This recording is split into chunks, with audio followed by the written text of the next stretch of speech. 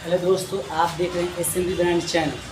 आज हम देखेंगे रियल नंबर का पार्ट 2। आज से पहले वाले वीडियो में पार्ट 1 डाल दिया गया। इससे परिमेय और अपरिमेय संख्या को बहुत अच्छा तरह से समझाया गया है और उसी में कुछ क्वेश्चन बच गया था जो आपके सामने चलते हैं, देखते हैं कैसे बनेगा। देखिए, कल हम बताए थे आप लोगों को कि जो संख्या, देखिए अगर संख्या इस टाइप से हो तो ये क्या दिया है 2.1313, फिर 3 1 1 3, फिर 1 1 ऐसे किया है। यहाँ पे देखा जाए तो एक जो 3 है वो क्या है, एकदम रुका हुआ है। देखिए बाकी जो 1 है वो बढ़ रहा है।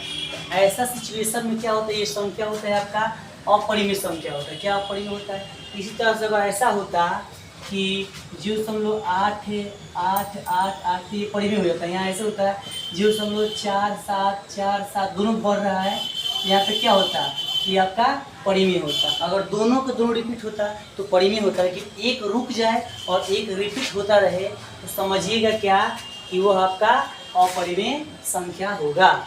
अब देखिए बहुत ही मजेदार क्वेश्चन वाला है। बोला है कि दो परिमेय संख्याओं के बीच कितने परिमेय संख्या हो सकते हैं। तो हमेशा याद रखिएगा ऐसा क्वेश्चन कि जब भी दो परिमेय संख्या के बीच का कितना परिमेय संख्या, तो अनंत होता है। क्या होता है? अनंत होता है। यही नहीं, अगर ये भी पूछ दे कि दो अपरिमेय संख्याओं के बीच कितना परिमेय संख्या होता है, तब भी अनंत होता है। ठीक, इसलिए क्या होगा, क्योंकि देखिए इसे कहने का मतलब क्या है कि 1 और 2 देखिए। ठीक, इसके बीच तो बहुत सारा होगा। देखिए 1.1 1.2 1.3 1.4 1.5 आपका क्या होगा, बढ़ते चला जाएगा। फिर 2 पॉइंट थी, मतलब इसके साथ बहुत सारा, मतलब आपका हो जाए। फिर 1 पॉइंट, यहाँ देखिए 1.1 फिर 1.12 ऐसे बढ़ता ही चले। इसका मतलब क्या है कि दो परिमेय संख्या के बीच अनंत परिमेय संख्या होता है और दो अपरिमेय संख्या के बीच भी अनंत अपरिमेय संख्या। इसलिए आपका आंसर क्या होगा, डी होगा। ये समझने वाला है इसका क्वेश्चन कि यदि n एक प्राकृतिक संख्या है, अगर n क्या है प्राकृतिक संख्या मतलब क्या होता है, एक देखिए n क्या है प्राकृतिक संख्या, तो 1 2 3 4 अनंत हो जाएगा प्राकृतिक संख्या। तो कह रहा है कि जब यदि मान लो कि एक क्या है प्राकृतिक संख्या है, तो आपको रूट अंडर n क्या होगा, n आपका प्राकृतिक संख्या तो रूट अंडर n क्या होगा। देखिए अगर रूट के अंडर अगर n का मान रखा जाए, इसका मतलब क्या हो सकता है। पहला बोला है कि हमेशा प्राकृतिक संख्या होगा, जो बिल्कुल गलत है। कि कैसे, अगर 1 रखिएगा तो ये तो 1 निकल जाएगा। इसका मतलब क्या है, ये प्राकृतिक संख्या सही है। लेकिन यदि हम n का मान यहाँ पे 2 रखते हैं तो ये तो अपरिमेय हो गया। इसका मतलब ये गलत हो गया। ठीक, दूसरा देखिए हमेशा अपरिमेय। देखिए अभी यहाँ पे देखें कि 1 रखें तो क्या हो गया, प्राकृतिक संख्या आ गया, और दूसरा रखें तो क्या हो गया, अपरिमेय। इसका मतलब क्या है कि हमेशा अपरिमेय भी नहीं होगा। ठीक, लेकिन देखिए यहाँ पे हमेशा परिमेय संख्या, तो ये भी देखिए यहाँ पे अगर हम मान लीजिए कि 9 रखते हैं तो आप 3 आ गया, तो परिमेय हो गया। लेकिन अगर 8 रखेंगे तो क्या अपरिमेय हो जाएगा, इसलिए क्या ये भी गलत हो जाएगा। लेकिन जैसे हम यहाँ पे n मान कुछ भी रखते हैं तो आप देख रहे हैं क्या कि कभी आप क्या रहा है, देखिए क्या प्राकृतिक संख्या आ रहा है। क्योंकि प्राकृतिक संख्या क्या होता है 1 2 3 गिनती की जितनी भी संख्या सब प्राकृतिक संख्या कहलाते हैं। वैसे देखिए यहाँ पे अगर कुछ भी रखिए, 1 रखिएगा तो 1 निकलेगा, 2 रखिएगा तो रूट अंडर 2 होगा। इसका मतलब क्या है कि कभी परिमेय होगा तो कभी प्राकृतिक संख्या होगा, दो ही चीज इसमें आएगा। इसलिए ऑप्शन आपका डी करेक्ट होगा। अब देखिए यहाँ पे ये वाला क्वेश्चन आपको 2018 में पूछा गया है, जो विद्यार्थी बार बार गलत करता है, समझ में भी विद्यार्थी को नहीं आता है। लेकिन आज आपको समझाते बहुत अच्छी तरह से। देखिए कह रहे हैं 2 और 5 के बीच की अपरिमेय संख्या है, यानी इसके बीच में कौन ऐसे देखने के लिए तो सब अपरिमेय है, लेकिन इसके बीच में 2 और 205 के बीच में कौन अपरिमेय संख्या, ये बताना है आपको। तो देखिए यहाँ क्या होगा, आपको मैं बता दूं। देखिए 11 है तो आपको मैं बता दूं कि रूट अंडर 9 ही तो कितना है, कितना जाता है 3। इसका मतलब क्या, इसका जब वर्गमूल निकलेगा तो 3 से तो ज़्यादा होगा, इसलिए 2 और 205 के बीच तो होगा नहीं।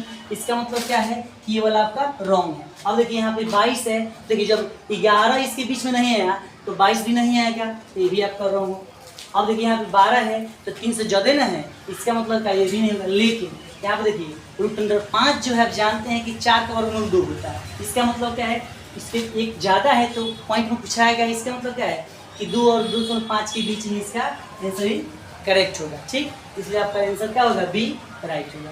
ये तो कल हम लोग सीखे थे इस सब के बारे में। अगर आपको थोड़ा दिक्कत हो तो पहले वाले वीडियो देख सकते हैं, कैसे परिमेय मतलब हम लोग समझते हैं यहाँ उसको मतलब बनाते हैं। देखिए अब टाइप 2 देखिए आपको हम लोग पूर्णांक के बारे में बताएंगे। पूर्णांक क्या होता है देखिए, तो सबसे पहले पूर्णांक को बता दें।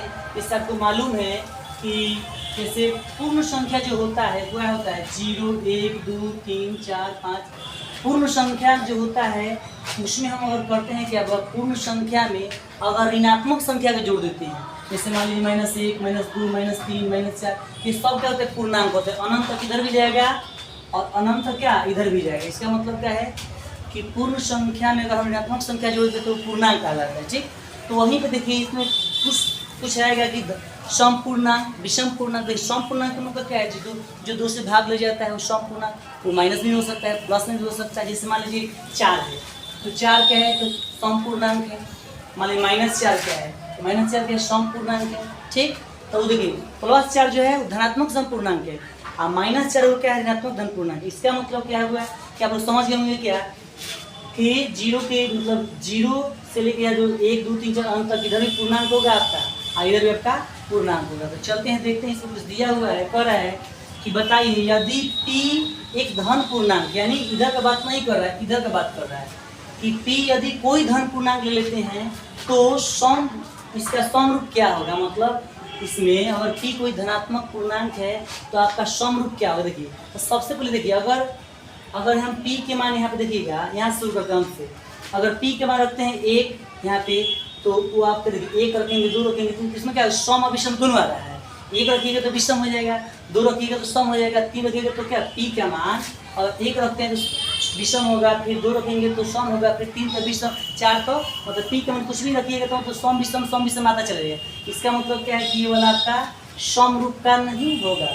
अब देखिए इसमें देखिए यहाँ पे देखिए, अब यहाँ पे 2p + 1 है तो देखिए यहाँ पे अगर p का मान 1 रखते हैं, p का मान 1 रखिएगा तो 2 प्लस देखिए 2 × 1 और +1 तो 2 एकम 2 और जुड़िएगा 3, तो ये विषम आ गया।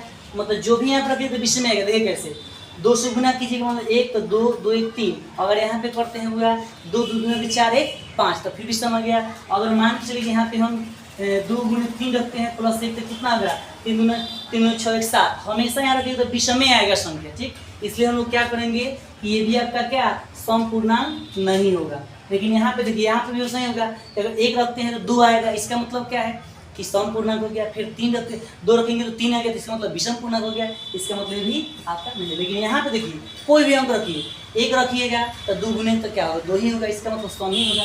यहाँ पे 1 रखिएगा तो 2 ही ना आएगा। फिर अगर यहाँ पे 2 रखिएगा तो कितना आएगा 4 आएगा। अगर 3 रखिएगा तो 6 आएगा। मतलब जैसे जैसे बढ़ जाएगा ना तो 2 से गुना कीजिएगा तो सम ही आएगा। इसका मतलब क्या है, ये वाला जो आपका ए है ना वो करेक्ट है, क्योंकि ये सम धन पूर्णांक है। ठीक है ना, यहाँ पे सम आ गया। अब देखिए उसी टाइप से ये भी है कि किसी धनात्मक पूर्णांक q के लिए प्रत्येक विषम पूर्णांक का रूप होगा, यानी विषम पूर्णांक है। विषम पूर्णांक का मतलब क्या है, कुछ फूट आना चाहिए। जैसे मान लीजिए कि 1 3 5 7 इस रूप में होना चाहिए। देखिए तो यहाँ पे अगर रखते हैं 6 के स्थान पर तो कभी विषम नहीं होगा, तो खुद 6 सम है। और जब सम से किसी संख्या में गुना की सम ही ना आएगा तो देखिए यहाँ पे 6 एकम 6 6 दूना 12 6 3 18। अगर q का मान 1 2 3 4 5 6 7 8 कुछ भी रखते हैं तो सब क्या होगा, सब यहाँ पे सम ही आएगा। इसलिए क्या है कि सम पूर्णांक हमको खोजना है विषम पूर्णांक, इसलिए 31 हो गया। अब देखिए यहाँ पे 6q + 2 है। इसका मतलब क्या है, यहाँ पे अगर यहाँ पे 2 रखिए, इसका देखिए यहाँ पे अगर सम आ रहा है तो इसका मतलब सम आएगा, और सम में 2 जोड़िएगा तो सम ना आएगा। इसका मतलब क्या है, ये भी आपका नहीं होगा। हमको तो विषम खोजना है, सम में भी आ गया। लेकिन यहाँ पर भी सही होगा। देखिए 6q + 4 है, इसका मतलब सम में 4 जोड़िएगा तो सम आएगा। इसका मतलब भी क्या है नहीं होगा। लेकिन यहाँ पे देखिए 6q यानी यहाँ पे सम, और सम में जैसे 1 जोड़िएगा तब विषम होगा। कुछ भी यहाँ मान रखिए q का मान तो सम में आएगा, और जैसे 1 जोड़िएगा तो क्या हो जाएगा विषम होगा। इसलिए क्या होगा, ऑप्शन सी इज करेक्ट। अब देखिए दूसरा क्या है आपका कि यदि पूर्णांक m एक धनात्मक पूर्णांक है तो विषम पूर्णांक का रूप होगा। देखिए विषम खोज रहा है p, देखिए तो वही बात हुआ, ये वाला 4 से देखिए 4 क्या सम है, 4 में किसी भी संख्या से सम आएगा, फिर 2 जुड़ेगा तो सम आ जाएगा। हमको खोजना है विषम। इसका मतलब क्या है, यहाँ पे ये तो विषम होगा, यहाँ तो क्या है विषम पूर्णांक खोजना है। लेकिन यहाँ पे आएगा क्या सम पूर्णांक, ये भी नहीं होगा। देखिए ये भी सम पूर्णांक होता है, 4 जोड़िएगा तो सम आएगा, इसलिए इसका भी आपका आंसर नहीं होगा। लेकिन यहाँ पे देखिए 4m जो है सम होगा, लेकिन 1 जोड़ने पर विषम हो जाएगा, इसलिए इसका आंसर क्या होगा करेक्ट, आपका सी करेक्ट हो जाएगा। अब देखिए किसी पूर्णांक m के लिए एक सम पूर्णांक सम संख्या का रूप हो, देखिए कभी संख्या भी दे देता है, ठीक है ना, तो उससे घबरा नहीं, बात वही रहेगा। सम का मतलब देखिए यहाँ पे फिर देखिए सम कर रहे हैं, देखिए उल्टा चलते हैं, देखिए 2m, तो 2m क्या होगा पूरा 2m, यानी 2 से किसी भी संख्या को जोड़िए तो 100 में आएगा, और उसमें से एक घटा दीजिए तो विषम हो गया, एक घटाइएगा तभी विषम, जोड़िएगा तभी विषम, इसलिए यहाँ पे क्या होगा विषम तो होगा नहीं, यहाँ सम पूछने के लिए बोल रहा है। अब देखिए यहाँ पे बोला है आपका कि 2m, तो 2m जो है पूरा किसी भी संख्या में से गुना कीजिएगा 2 से तो 100 में होगा, इसका मतलब यही सही है।